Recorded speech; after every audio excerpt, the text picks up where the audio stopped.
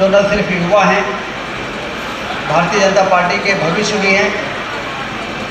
और जब मोदी जी की कैबिनेट होती है तो टेलीविज़न में कैबिनेट के निर्णयों की ब्रीफिंग करते हुए हम लोग अनुराग ठाकुर जी को ही देखते हैं, उनको सुनते हैं।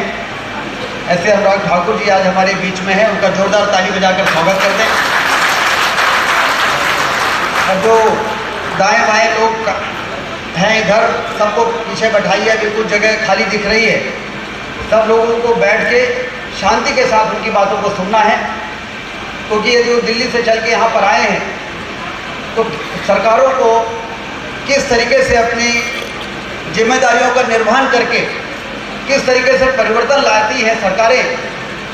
सुशासन वास्तव में भारतीय जनता पार्टी की सरकारें नहीं बनी होती तो सुशासन और कुशासन में क्या अंतर होता है, ये शायद हमारी देश की जनता को कभी समझ में नहीं आता। अटल बिहारी वाजपेयी जी प्रधानमंत्री बने जब पहली बार, तो हमारे देश के आधे से ज़्यादा गांव आने जाने की सड़कों से वंचित होते थे। डामर की सड़क आधे गांव के लोगों ने दर्शन नहीं किए थे। जो गांव के बाहर रहता था वो गांव नहीं आ पाता था, जो गांव में है और बीमार हो जाता था तो अस्पताल नहीं पहुंच पाता था। हमारी सरकार बनी, हमने गांव-गांव में सड़कें बनाई, हमने 24 घंटे बिजली दिया, हमने सिंचाई के नहरों का जाल बिछाया और उससे जो आर्थिक तरक्की हुई, उससे निवेश बढ़ा, उससे व्यापार बढ़ा, उससे पर कैपिटा इनकम बढ़ी। आज मध्य प्रदेश में 11,000 प्रति व्यक्ति आय जो होती थी, भारतीय जनता पार्टी के सुशासन के कारण वो 1,40,000 प्रति व्यक्ति आय हो गई है। ये भारतीय जनता पार्टी का सुशासन है। वैसे ये सरकार, ये चुनाव किसी को हराने जिताने का खेल नहीं है। ये चुनाव तो आने वाली पीढ़ी के भविष्य को बनाने के लिए होता है, आने वाले बच्चों के भविष्य को संभालने का होता है। इसलिए ये जरूरी है कि ये जिम्मेदारी बुद्धिजीवी वर्ग की भी है, तो इन सब चीज़ों का आकलन करके और अपने योग्यता का, अपनी क्षमता का उपयोग समाज के बीच में किस प्रकार से फैलाएं, जिससे कि अच्छी काम करने वाली सरकारें बार बार चुनी जाएं। आज मोदी जी के नेतृत्व में भारत विश्व गुरु बनने की दिशा में आगे बढ़ रहा है, उसमें और ताकत मिले, जिससे कि हमारा देश समृद्धशाली हो, शक्तिशाली हो। और इसलिए अनुराग ठाकुर जी आज हमारे बीच में आए हैं, उनका विस्तार से हम लोग उद्बोधन सुनेंगे, उसको दिल और दिमाग में बैठाएंगे और फिर जनता के बीच में उसको फैलाने का काम करेंगे। यहाँ पर भले ही सीमित लोग दिख रहे हैं सांसद जी, यहाँ भले ही सीमित लोग दिख रहे हैं, लेकिन एक आदमी 500 और 1000 आदमी के बराबर है। सही बात है कि नहीं है? इसका मतलब ये है कि सिर्फ सुनना भर नहीं है, सुनने के बाद अपनी भूमिका का निर्धारण भी करना है। छोटी छोटी बैठकें करनी है और सामाजिक बैठकें करनी है, बुद्धिजीवियों की बैठक करनी है।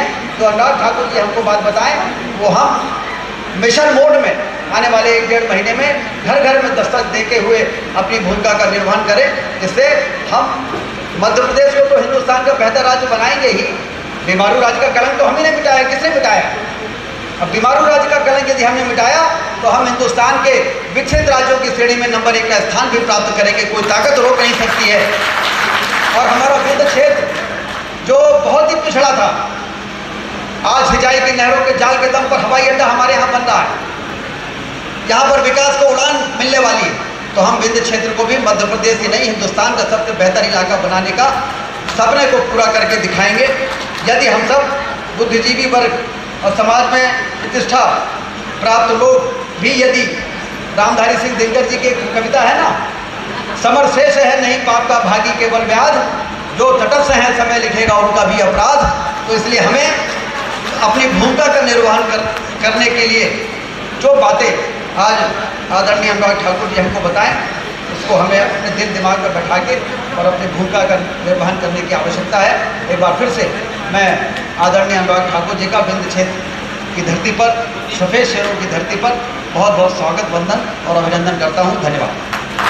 मंचासीन अतिथियों और यहाँ पर पधारे सारे प्रबुद्ध जनों का स्वागत भाषण करने के लिए मैं भारतीय जनता पार्टी के यशस्वी जिलाध्यक्ष आदरणीय डॉक्टर अजय सिंह जी को आमंत्रित करता हूं कि आए और शब्दों से विंध्य की पावन वसुंधरा में सफेद शेरों की धरती पे स्वागत भाषण करें। आदरणीय अजय सिंह। माता की। गर्मी ज़्यादा है कि नहीं? आपके अंदर कितनी, जरा वो देखते हैं। भारत माता की। मेरे युवा साथियों की बात पीछे से सबसे ज़्यादा आई है। बहनों, चुनौती वहाँ से, युवाओं से। भारत माता की, भारत माता की। ये लाइन बिल्कुल ठंडी है। जिन्होंने हिमाचली टोपी पहनी ना, मेरे प्रदेश वाले, यहाँ से लेके वहाँ तक। मेरे मीडिया वाले भाइयों, जरा इनकी फोटो अपने चैनल पे दिखाओ, घर वालों को पता चले। घर से तो सुबह से आए हैं, नारे कितने लगाए हैं, जरा इधर दिखाओ सबको। मीडिया वाले हैं सर, मीडिया वाले। तो मीडिया वाले भारत माता की जय तो करते हैं। भारत माता की, भारत माता की, भारत माता की। वंदे वंदे वंदे। मंच पर उपस्थित मध्य प्रदेश सरकार में माननीय लोक स्वास्थ्य जनसंपर्क मंत्री आदरणीय राजेंद्र शुक्ल जी,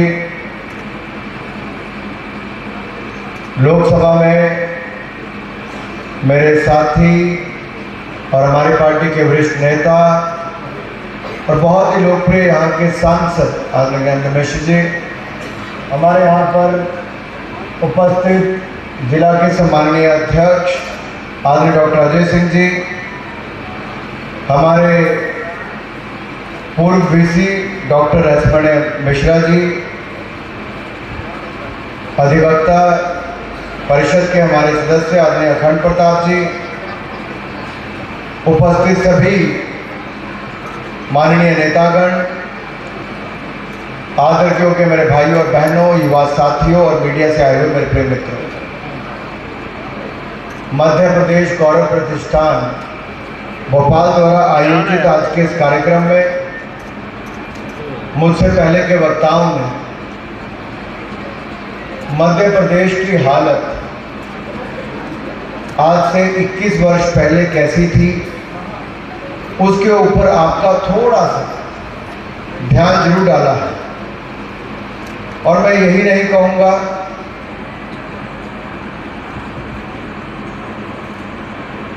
हालांकि उस समय राज तो राजा का था। राजा कौन? दिग्गी राजा।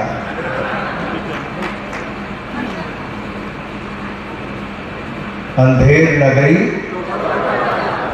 अंधेर नगरी दिग्गी राजा के समय यही था, अंधेर नगरी। और ऐसी हालत कर दी थी मध्य प्रदेश की कि बीमारू राज्य हमारे मध्य प्रदेश को कहा जाता था।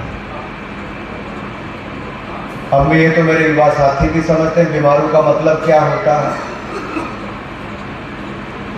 समझना और उस समय की स्थिति को जानने में बहुत अंतर है। इस चुनाव में एक बहुत बड़ी जिम्मेदारी 35 वर्ष से ज्यादा की आयु वाले व्यक्तियों के ऊपर है कि वो अपने 18 साल से 35 वर्ष की आयु के जितने युवा साथी हैं, अपने अपने घरों में शाम को भोजन के समय आधा घंटा पहले बैठकर उनको बताएं कि क्या असुरक्षा थी, क्या गुंडागर्दी थी, कैसे बढ़ता अपराध था मध्य प्रदेश में। अंधेर नगरी चौपट राजा का हाथ, और बड़ी मुश्किल से उससे मुक्ति पाई थी। 2002 के बाद आज तक एक के बाद दूसरा चुनाव जब भी आया, मध्य प्रदेश की जनता ने बहुत जिम्मेदारी के साथ एक ईमानदार और विकास करने वाली सरकार चुनी, भारतीय जनता पार्टी की सरकार को चुना। और आदरणीय राजेंद्र शुक्ल जी ने मुझसे पहले बताया कि कैसे पिछले इन 20 वर्षों में मध्य प्रदेश में प्रति व्यक्ति आय कैसे बढ़ी और उसका बढ़ने का कारण क्या है। मेरे युवा साथियों, 2002 में सरकार का बजट था मात्र 23,000 करोड़ रुपया, आज बढ़कर हो गया है 3,14,000 करोड़ रुपया। कितने गुना बढ़ा, जरा हिसाब लगाया किसी ने?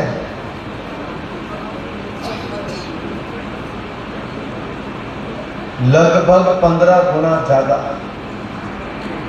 संस्थान भी बने, स्वास्थ्य की सुविधाएं भी बढ़ी, और यही नहीं, हमारे यहां पर प्रति व्यक्ति आय भी लगभग 5 गुना ज्यादा बढ़ी है।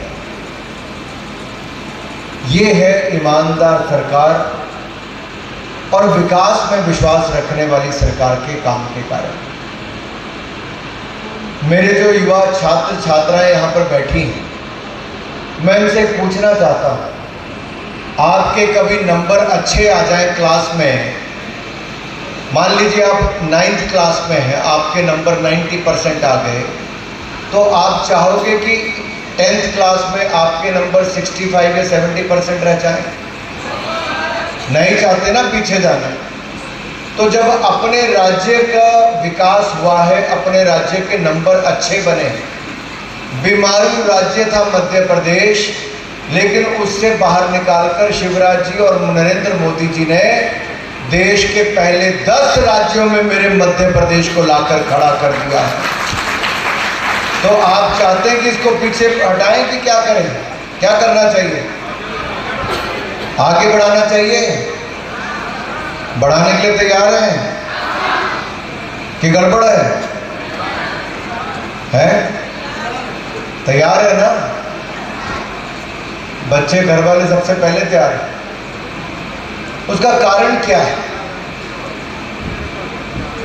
मध्य प्रदेश की बेटियों के लिए कौन सी योजना चलाई?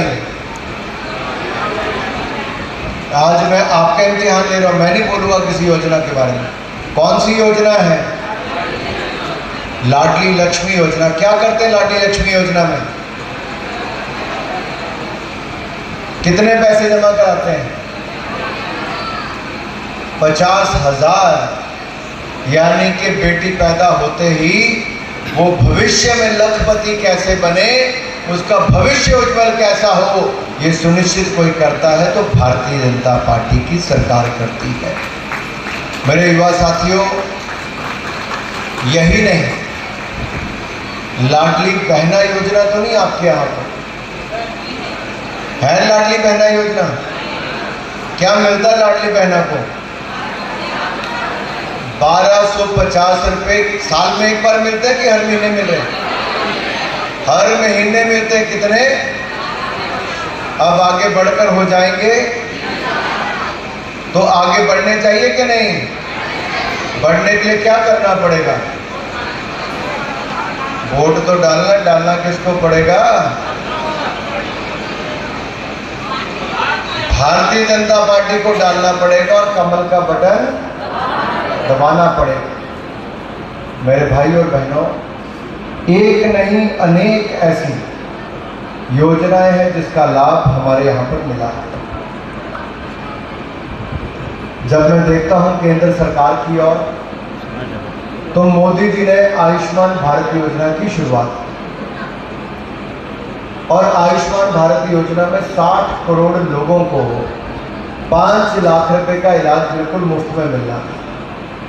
मध्य प्रदेश में 3 करोड़ 62 लाख लोगों को आयुष्मान भारत कार्ड योजना का लाभ मिला, और 5-5 लाख का इलाज बिल्कुल मुफ्त में सुविधा नरेंद्र मोदी जी की सरकार ने दी।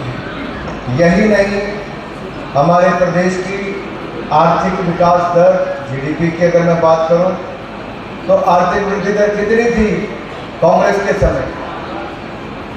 बीमारू राज्य की कितनी थी? 2-2.5% में मुश्किल से पहुंच पाती थी। आज 16% विकास दर हो गई है, 8 गुना ज्यादा भारतीय जनता पार्टी की सरकार के समय।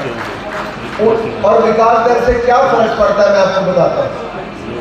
अभी आपके दिन के समय भी लाइट जल रही है, पंखे चल रहे हैं।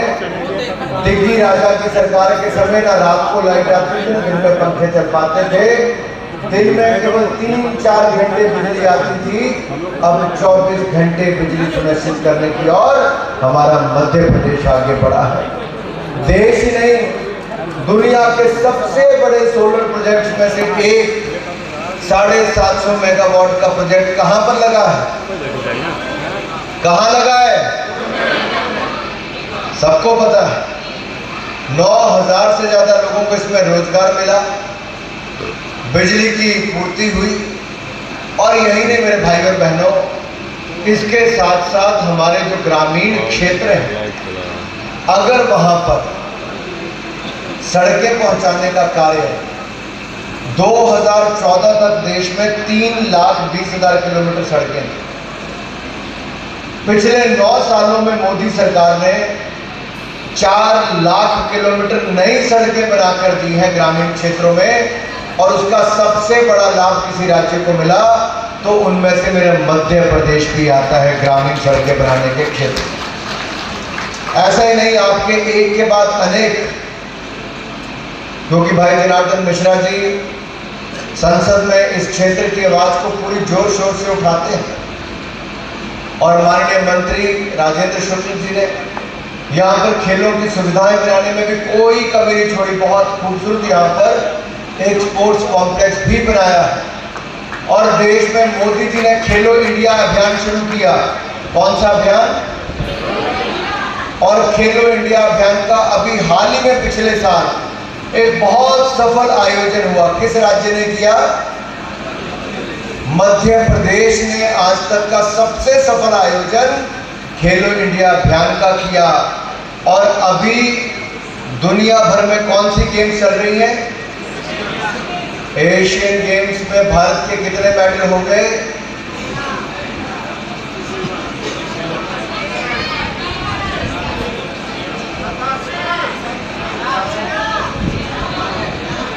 अरे तेरा तो मध्य प्रदेश की हिस्सेदारी होगी, मैं भारत की बात करता हूं। 2014 में भारत को 57 मेडल मिले थे, 2018 में 70 मेडल मिले थे। अभी 2 दिन बाकी और हैं और इस बार भारत ने रिकॉर्ड 87 मेडल जीत लिए हैं। 87 मेडल।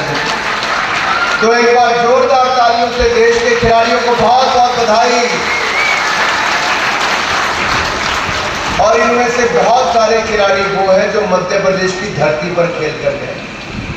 देश की सबसे बढ़िया शूटिंग रेंज मध्य प्रदेश की सरकार ने, शिवराज जी ने, यशोधरा जी ने भोपाल में बनाई।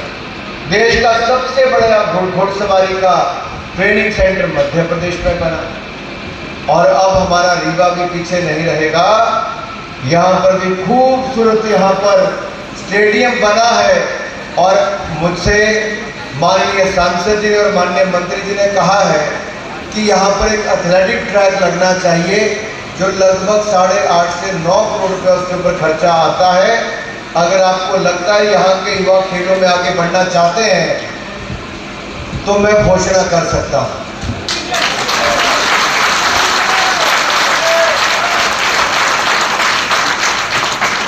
%50 लोगों की ताली की आवाज आ गई तो लगता है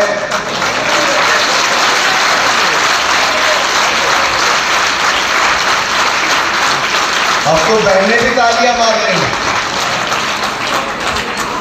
बहनें भी तालियां बजा रही हैं इसलिए क्योंकि उनको पता है कि भारत के जितने मेडल जीते हैं उसमें बेटियों ने भी रिकॉर्ड कायम किया है। मेरे भाइयों बहनों, आप कल्पना कीजिए, एक समय दिल्ली राजा का था, कांग्रेस की भ्रष्ट सरकार का था, अंधेर नगरी चौपट राजा था। तो उस समय असुरक्षा गुंडागर्दी के कारण और सिम्मी और नक्सलवादी ताकतों का यहाँ पर जमावड़ा होता था। लगातार घटनाएं बढ़ रही थी और सन 1999 में कांग्रेस की सरकार में ही एक मंत्री की गर्दन को भी काट दिया। अब ऐसी घटनाएं आपको सुनने को नहीं मिलती।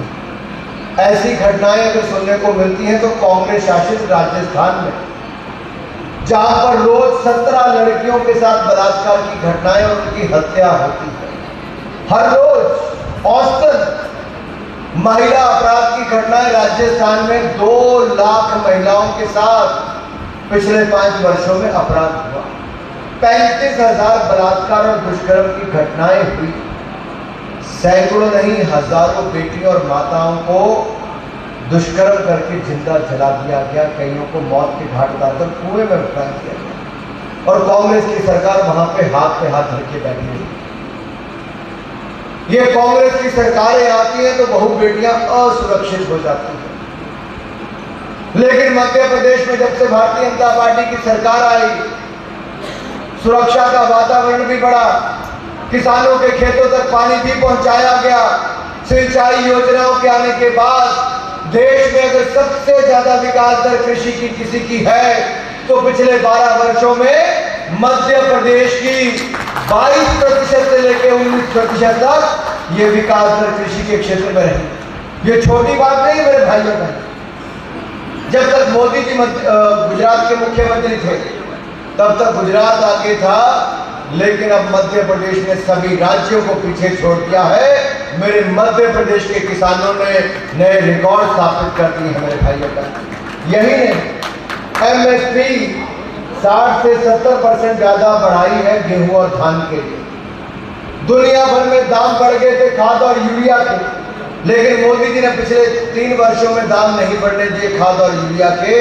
और पिछले साल 1 साल में ही 2,30,000 करोड़ से ज्यादा की सब्सिडी दी है ताकि किसानों के ऊपर बोझ ना पड़े। इसके साथ साथ PM किसान सम्मान निधि का पैसा हमारे मध्य प्रदेश के किसानों को दिया है। 6,000 रुपया प्रति वर्ष मध्य प्रदेश के किसानों के खाते में हमारी केंद्र की सरकार डालती है। और राज्य की सरकार कितना डालती है?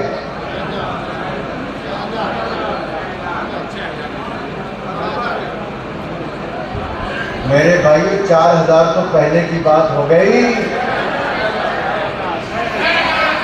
हाँ, क्योंकि जैसे कुछ ने 4,000 बोला है। 6,000 मोदी सरकार भी देती है केंद्र की, और डबल इंजन का फायदा ये है 6,000 रुपया शिवराज जी की भारतीय जनता पार्टी सरकार भी देती है। छोटे सीमांत किसान के खाते में 12,000 रुपया साल का मदद के रूप में देती है, तो भारतीय जनता पार्टी किसानों को समृद्ध और संपन्न करने के लिए। मेरे भाई और बहनों, यही नहीं, खरीद को सुनिश्चित किया जाता है। भावांतर योजना के माध्यम से उनको फायदा भी मिलता है ताकि कभी ऊपर नीचे हो जाए दाम तो उसमें बचाने का कार्य किया जाता है। एक नहीं अनेक ऐसी योजनाएं हैं जिसका लाभ मिला। माननीय सांसद जी, माननीय मंत्री जी और हमारे पार्टी के अध्यक्ष, मैं आपका धन्यवाद करता हूं। आप जब दिल्ली में आए थे, आपने कहा था कि रीवा को भी हवाई पट्टी मिले, तो मोदी सरकार ने रीवा को हवाई पट्टी भी दे दी है, हवाई अड्डा भी दे दिया है। और यही नहीं, इसके साथ साथ जो सुरंग बनाने की बात हो तो सबसे लंबी सुरंग बनाने का काम भी यहाँ पर हुआ। डिस्टेंस भी कम हुआ, 7 किलोमीटर क्या, इससे 25 से 30 मिनट आने जाने का रास्ता भी आपका कम हुआ। और ये मध्य प्रदेश की सबसे लंबी सुरंग कहीं पर बनी है तो कहीं नहीं हमारे रीवा में ही बनी है। भाई और बहनों, सकल घरेलू उत्पाद की बात करूं तो कांग्रेस के शासनकाल में ये 71,594 करोड़ रुपए था। 71,594 करोड़ का, जो बढ़कर आज 15 गुना बढ़कर 13,22,821 करोड़ रुपया हो गया। ये विकास और ईमानदार की सरकार भारतीय जनता पार्टी की सरकार ने राज्य को आगे बढ़ाया है। यही नहीं, जैसे माननीय मंत्री जी ने कहा कि 11,718 रुपये, कितने? 11,718 रुपये ये प्रति व्यक्ति आय थी 2001 में, जो बढ़कर 1,40,582 रुपया हो गई। ये दिखाता है कि मध्य प्रदेश कैसे आगे बढ़ा है। यही नहीं मेरे युवा साथियों, IIT हो, IIM हो या 26 से ज़्यादा मेडिकल कॉलेज बनाने की बात हो, सेंट्रल यूनिवर्सिटी हो या सेंट्रल लॉ यूनिवर्सिटी हो, नेशनल लॉ यूनिवर्सिटी हो, ये सारे प्रोजेक्ट कहीं पर आए तो मेरे मध्य प्रदेश में आए। इतने प्रोजेक्ट किसी राज्य में नहीं गए जो मध्य प्रदेश में खुलने का काम हुआ है। भाई और बहनों, यही नहीं, विरासत में तो मिला था खाली खजाना, देनदारी और राजकोषीय घाटा। कहाँ ये सब मिला था और कहाँ राज्य की आय को बढ़ाने का काम। अगर ईमानदारी से काम करो तो प्रदेश और देश आगे बढ़ता है। एक उदाहरण तो मैंने आपको मध्य प्रदेश का दिया, दूसरा उदाहरण मैं आपको देश का दूंगा। जब मोदी जी 2014 में आए थे, तब देश को कहा जाता था लड़खड़ाती चरमराती अर्थव्यवस्था, पॉलिसी पैरालिसिस है, यानी कि लकवा मार गया है, निर्णय नहीं कर पाती थी मनमोहन सिंह सोनिया गांधी की सरकार। अब 2014 से लेके आज क्या है? 2014 में हिंदुस्तान की लड़खड़ाती चरमराती अर्थव्यवस्था थी, आज दुनिया की 5वीं सबसे बड़ी अर्थव्यवस्था बन गया है। हमने अंग्रेजों को, जिन्होंने भारत को सोने की चिड़िया कहा जाता था, उसको लूटकर खोखला कर दिया था। 200 साल हमारे ऊपर राज किया था। कोहिनूर का हीरा हमारा ले गए थे, वो हमें लूट कर चले गए। लेकिन मोदी सरकार आई तो 9 सालों में वो करके दिखाया कि अंग्रेजों को भी पीछे छोड़कर अब दुनिया की 5वीं सबसे बड़ी अर्थव्यवस्था भारत को बनाया। मेरे युवा साथियों, 5वें नंबर पर रुक जाना है कि आगे जाना है? अगर आगे जाना है तो मध्य प्रदेश की अहम भूमिका होगी। फिर मध्य प्रदेश में भारतीय जनता पार्टी की सरकार बनाओ, मोदी जी में अपना विश्वास दिलाओ, और मैं आपको विश्वास दिलाता हूं 5वें पर नहीं रुकेंगे। अगले 3 सालों में भारत को दुनिया की 3री सबसे बड़ी अर्थव्यवस्था बना देंगे। भारत को 3री बनाएंगे तो मध्य प्रदेश को भी देश में पहली 5 अर्थव्यवस्थाओं में लाकर खड़ा कर देंगे। मध्य प्रदेश के नाम पे खुश नहीं होते आप लोग, मैंने देखा। 10वें पे रहना है। मेरे भाई और बहनों, अधोसंरचना बजट की बात करूं तो 3,878 करोड़ रुपए, ये जो इंफ्रास्ट्रक्चर बनाने पर खर्च करते थे 3,800 करोड़ रुपए, आज बढ़कर 56,000 करोड़ रुपए से ज्यादा कर दिया। कल्पना से आगे कैसे किसी राज्य में इतना ज्यादा विकास हो सकता है और कैसे भ्रष्टाचार मुक्त करके, अपराध मुक्त करके और विकास युक्त करने का काम मात्र 2 दशकों के अंदर किसी सरकार ने किया है तो भारतीय जनता पार्टी की सरकार ने किया है। किसान बहुत बड़ी संख्या में इस प्रदेश में, कृषि विकास दर, आप में से किसानी कौन कौन करता है, खेती बाड़ी कौन कौन करता है? काफी है। कृषि विकास दर कांग्रेस के शासनकाल में 0.3% थी, आधा % भी नहीं थी। आज वो बढ़कर 19% हो गई है। आधा % भी नहीं थी, 19% हो गई। ये कल्पना से परे चीजें क्यों हुआ? कांग्रेस के समय मात्र 7 लाख हेक्टेयर में पानी पहुंचता था, सिंचाई योजनाएं थी। आज 7 लाख हेक्टेयर नहीं, 47 लाख हेक्टेयर सिंचाई योजनाओं से सिंचा गया है। ये बड़ी बात है। आज खरीद ज्यादा हो गई। 7 सूत्रीय किसान कल्याण रणनीति को लागू किया गया है। अंतर्राष्ट्रीय मिलेट योजना, मिलेट प्रोग्राम को शुरू किया गया। इसमें मोटा अनाज पैदा करने वाले को लाभ मिले। मेरे भाइयों बहनों, मैं मध्य प्रदेश के किसानों से कहना चाहता हूं, अभी जो G20 का सफल आयोजन हुआ, उसमें जो दुनिया के बड़े बड़े राष्ट्रपति और प्रधानमंत्री आए थे, उनके खाने की प्लेट में भोजन के रूप में कुछ दिया गया तो उसमें मोटा अनाज मिलेट जरूर दिया गया। चाहे वो बाजरा हो, रागी हो, हमारे अन्य ऐसे प्रोडक्ट हो, चाहे वो जवार से लेके, स्वान से लेके, हमारी कगनी से लेकर छेना पोटी तक हो, इनके बने हुए प्रोडक्ट आज अमेरिका के राष्ट्रपति से लेके, इंग्लैंड के प्रधानमंत्री से लेके अन्य देशों के प्रधानमंत्रियों के टेबल तक पहुंचाया। जो मध्य प्रदेश के किसान ने मोटा अनाज पैदा किया था, आज दुनिया के देश के लोगों के थाली में उसको पहुंचाया। केवल यहीं पर रुकने वाला नहीं है। आज देश के खिलाड़ी हो या देश के फिल्म स्टार हो, आज वो मोटा अनाज खाने की ओर चले, क्योंकि इसकी न्यूट्रिशन वैल्यू ज़्यादा है, ज़्यादा पौष्टिक आहार है। और इससे लाभ क्या मिलने वाला है? दुनिया भर में मिलेट की मांग, मोटे अनाज की मांग बढ़ेगी, तो उसका सबसे बड़ा लाभ मध्य प्रदेश के किसानों को मिलने वाला है मेरे भाई और बहनों। अनुसूचित जाति और अनुसूचित जनजाति के लिए कांग्रेस के समय बजट मात्र 651 करोड़ रुपए का था। ये बढ़ाकर 36,950 करोड़ रुपया हमारी सरकार ने कर दिया है। दिखाता है कि उनका हक हमारी सरकार ने दिया। देश में भारतीय जनता पार्टी की सरकार से पहले कभी कोई महिला आदिवासी को या किसी आदिवासी को देश का राष्ट्रपति बनने का अवसर नहीं मिला था। अब कौन बना है राष्ट्रपति? कौन बने हैं राष्ट्रपति? श्रीमती द्रौपदी मुर्मू, जो उड़ीसा के एक आदिवासी से इलाके से आने वाली एक गरीब परिवार की बेटी अपनी काबिलियत के आधार पर आज भारत जैसे देश की राष्ट्रपति बनती है, तो ट्राइबल्स को भी उनका हक, अनुसूचित जनजाति को भी उसका हक देने का काम नरेंद्र मोदी जी की सरकार ने किया। और इनसे पहले राष्ट्रपति कौन थे? श्री रामनाथ कोविंद जी।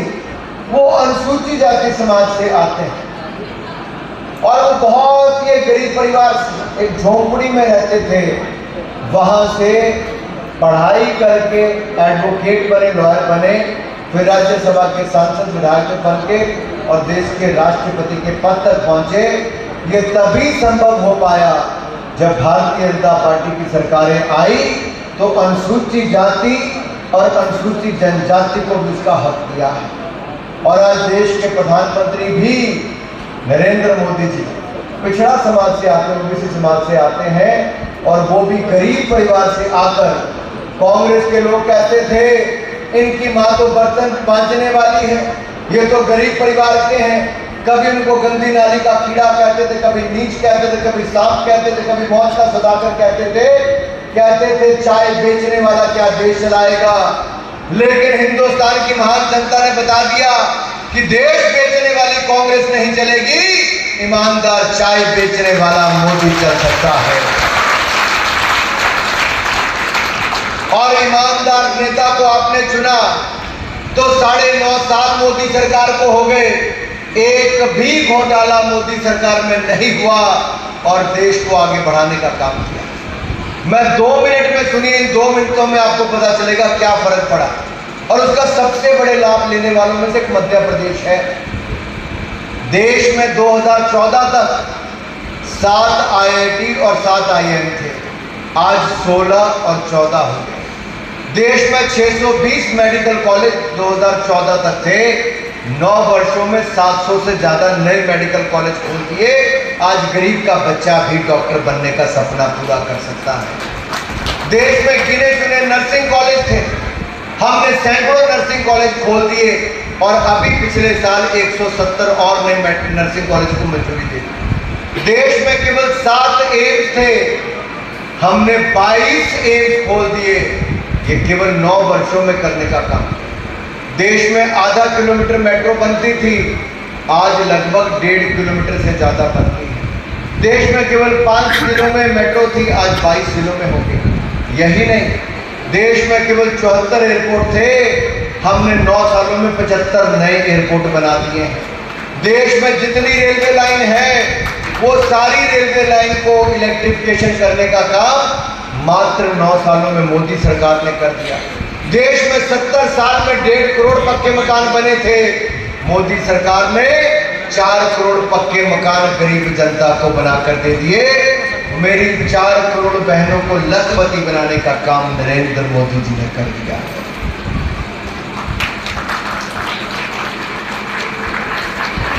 कितने लोगों को पक्के मकान मिले? 4 करोड़ लोगों को पक्के मकान, और उसका 10% से ज्यादा हिस्सा 47 लाख पक्के मकान केवल मध्य प्रदेश के मेरे लोगों को मिले, मेरे भाई बहनों को मिले। मेरे भाई और बहनों, अब आवास प्लस योजना भी आई है, 2 करोड़ मकान उसमें भी दिए जाएंगे।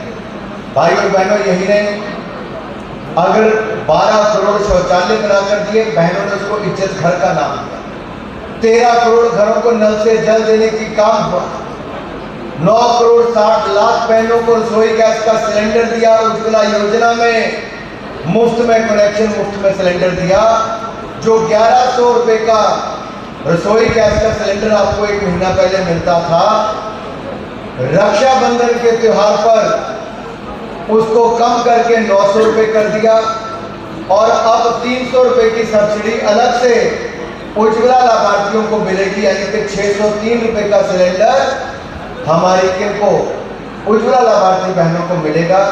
ऐसी 10 करोड़ बहनों को लाभ मोदी सरकार ने दिया है। भाई और बहनों, यही नहीं, अनेकों अनेक ऐसी योजनाएं मोदी सरकार लेकर आई जिसका लाभ जनता को मिला। खेलो इंडिया जैसे